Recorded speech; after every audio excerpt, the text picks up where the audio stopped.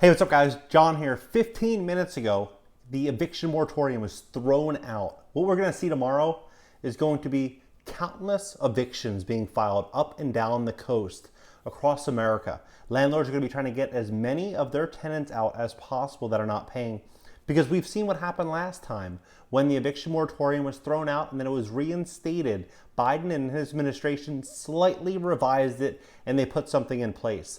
They thought that this was going to stay for a very long time for landlords. They're losing about $17 billion a month. They thought it was going to stay until October, but this is what's going on. I mean, this real estate market is absolutely insane. Where I am right now, prices have increased 24% in the last 12 months. General appreciation is about 3%. So it's real estate mania, but I feel like the attitude about real estate is going to change greatly. Look at this article. Supreme Court blocks Biden administration's eviction moratorium. Congress says it never gave them that level of power. A group of landlords argued, and again, this is 9:57 p.m. Right now it's 10:20, and I'm in the East Coast. So the Supreme Court late Thursday blocked the CDC from enforcing a federal moratorium on evicting renters during the pandemic, a defeat of the Biden administration's effort to continue the moratorium despite an earlier signal from the court that government lacked the proper legal power. What's absolutely staggering is the amount of money that is sitting with Congress. $46.5 billion, and less than 10% of that actually went out to help landlords and tenants. It's really a shame, because what happened was the false promise made to both landlords and tenants. Tenants were told, don't worry, we're going to take care of you. We have your best interest in mind. And they said the same thing to landlords. But then what happened? They essentially severed the relationship between landlords and tenants. And now these tenants are going to have to do everything they could possibly do to stay inside of their property. And it's going to be very hard for landlords to recover any of these funds. Maxine Waters, for example, came out about 10 days ago and she told landlords, hey, if you are in financial distress and you need money, go to your local bank and try to take out a loan. So essentially what she's saying is take a hike. And now this eviction moratorium is going to be essentially canceled, or it already is canceled. Now these landlords are going to get their shot at freedom. It's a shame though, because this isn't the tenant's fault. It's not really the landlord's fault. It was just one big lie that was sent throughout America. Imposed in early August, the current moratorium was due to expire in early October. It was challenged by a group of landlords who argued that the CDC had no authority to impose a restriction on its own. They said the nation's landlords have been losing as much as $19 billion a month. Congress never gave the CDC the staggering amount of power claims landlords argued in their filing in the Supreme Court. You know, it is unbelievable that when you purchase a property in America, any time before this, you would have never thought that a third party could come in and essentially override all of your power as being that landowner. In an unsigned opinion, the 6 Supreme Court justice agreed it would be one thing if Congress had specifically authorized the action that the CDC had taken, but that did not happen. Instead, the CDC had imposed a nationwide moratorium on evictions in reliance on a decade-old statute that authorizes its implement measures like fumigation and pest extermination.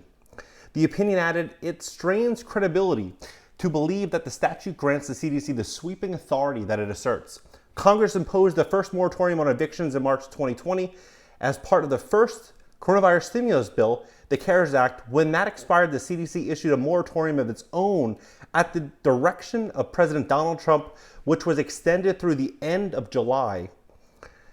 Acting on a lawsuit brought by landlords, members of the Supreme Court declined to block it in June but signaled their concerns. 4 justices said that they would have granted the request to block the moratorium. Brett Kavanaugh said he would have too, but decided not to because at that point in late June, it was the last only a few more weeks. He said only Congress could impose such a nationwide moratorium. President Joe Biden said at first, the concerns expressed by the court meant that government did not have the authority to issue a new moratorium, but under pressure from Democrats, he directed the CDC to issue another one anyway in August, arguing that the new version is different because it applied only to counties with high rates of transmission.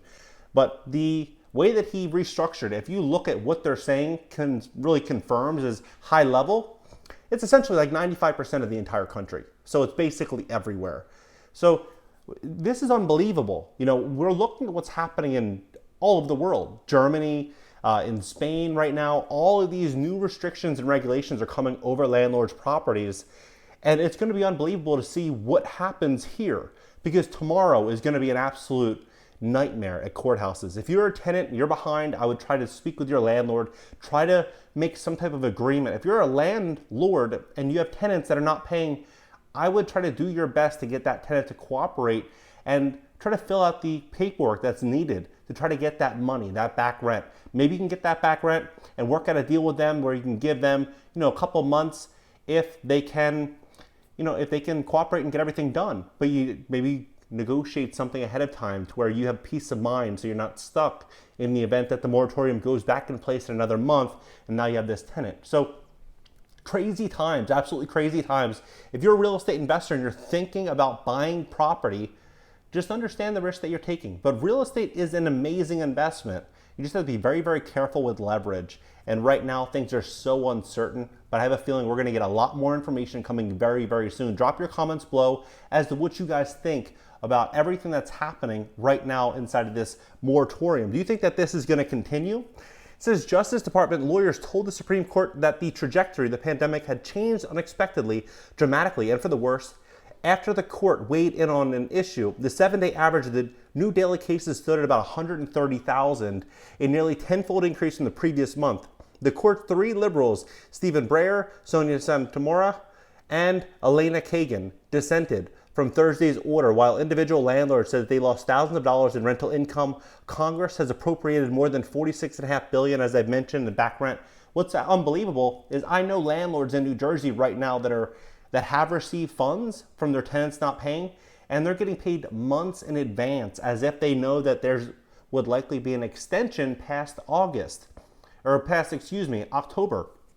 Compare that to the injury to the irreparable harm from the blocking the moratorium. Breyer said the transmission rates are spiking. The question of the CDC's authority is an important one and shouldn't be dealt with in such a summary fashion, especially given how little we may presume to know about the course of this pandemic, he wrote.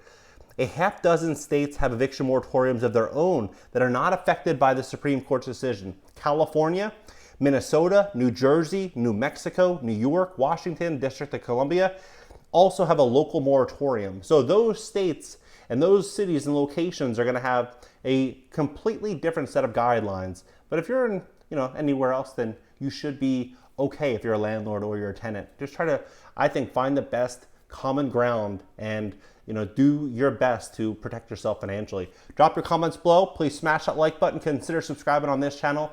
Also consider subscribing on my second channel. Links pinned down below in the top comment. I'll see you guys in the next video. If you've enjoyed this video and want to dive deeper into the real world of real estate investing, make sure to check out my gold standard program, Cash Flow Rental Blueprint, by clicking the link in the description below this video. We're currently living in very difficult times. I personally believe these are some of the hardest times that we've ever lived in. We are losing, in many cases, our families, our businesses, our jobs, our sense of security. All this is at threat right now, and it's all thanks to the draconian shutdowns that we're all faced to live under. It's times like these that we can see the value in having more than one stream of income. This is certainly not an unattainable goal or something reserved for only a select few. It is the achievement through education and hard work. Now is the time to be relying on multiple streams of income and not just Big Brother. I hate to be the bearer of bad news, but if you think that your pension is going to cover your retirement, you're going to be in for a rude awakening. Don't wait until misfortune knocks at your door. Be proactive and create more security for yourself and your family. One of the best ways you can earn a side hustle today is through real estate investing, something that I've been involved in for over a decade. The strategy is to invest in multifamily homes and live off of rental income through your tenants.